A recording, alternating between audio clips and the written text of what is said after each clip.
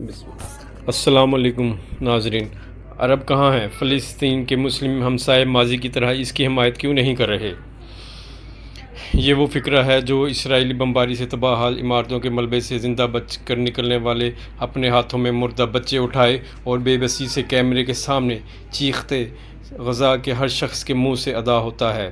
غزہ کے رہائشی بار بار پوچھ رہے ہیں اور اس بات پر حیران ہیں کہ ان کے ہمسایہ ممالک جو عرب ہیں اسرائیلی بمباری کے خلاف ان کا دفاع کیوں نہیں کر رہے۔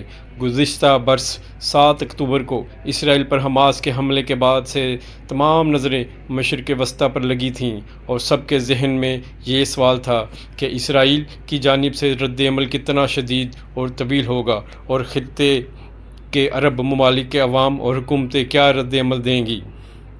آج تک پہلے سوال کا کوئی حتمی جواب نہیں مل سکا۔ اسرائیلی بمباری نے غزہ کی پٹی میں تباہی برپا کر دی ہے اور اب تک تقریباً 42,500 فلسطینی ہلاک ہو چکے ہیں، لیکن اس کے تھمنے کے کوئی آثار نہیں۔ دوسرے سوال کے جواب کچھ اس طرح سے ہے کہ اگر کوئی یہ توقع رکھتا ہے کہ عرب دنیا کے دارالحکومتوں میں بڑے پیمانے پر احتجاج یا مظاہرے ہوں گے تو انہیں مایوسی ہوگی۔ اگرچہ عرب ممالک کی آبادی کی بڑی تعداد کی حمایت اور جذبات فلسطین کے ساتھ یکجہتی کے ہیں، لیکن ان ممالک میں مظاہرے محدود ہیں۔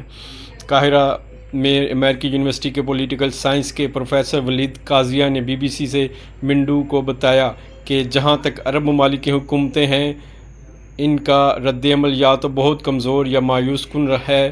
وہ کہتے ہیں کہ اسرائیل پر روایتی تنقید یا قطر اور مصر کی حکومتوں کی جانب سے اس تنازع میں ثالثی کا کردار ادا کرنے کی پیشکش کے علاوہ کسی نے بھی کوئی بات نہیں کی۔ ولید کہتے ہیں کہ کسی بھی عرب ممالک نے اسرائیل کے ساتھ تعلقات ختم نہیں کیے اور کوئی ایسا اقدام نہیں اٹھا رہا جس سے اسرائیل پر سفارتی اور معاشرتی دباؤ بڑھے اور اس جنگ کو روکنے میں مدد ملے۔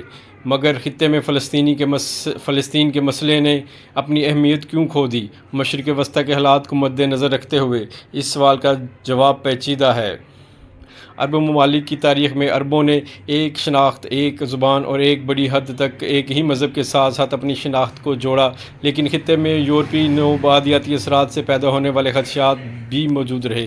لیکن ان ممالک کی حکومتوں کے مفادات بھی ایک دوسرے سے متضاد ہیں۔ فلسطینیوں اور عرب ممالک کے درمیان تعلقات بھی آسان نہیں رہے، خاص طور پر ان کے ساتھ جنہوں نے 1948 میں اسرائیل کی ریاست کے اعلان کے بعد بڑی تعداد میں پناہ گزینوں کو خوش آمدید کہا۔ لبنان کی خانہ جنگی اور فلسطینی عسکریت پسندوں اور اردنی بادشاہت کے درمیان جھڑپیں بعض اوقات خطے کی متضاد تاریخ کی یاد دلاتی ہیں، لیکن مسئلہ فلسطین کئی دہائیوں سے عرب ممالک کے لیے متحد ہونے کا عنصر بھی تھا۔ دوحہ انسٹی ٹیوٹ فار گریجویٹ اسٹڈیز میں پبلک پالیسی کے ایسوسی ایٹ پروفیسر تیمور قرموط نے BBC کو منڈو کو بتایا کہ اس عرصے کے دوران اسرائیلی ریاست کو سابقہ نوآبادیاتی طاقتوں کی توسیع کے طور پر دکھایا گیا جو مشرق وسطیٰ سے دستبردار ہو گئی ہیں، لیکن اپنے مفادات کے تحفظ کے لیے اسرائیل کو ایک ایجنٹ کے طور پر چھوڑ دیا جن میں برطانیہ، فرانس اور اب امریکہ شامل ہے۔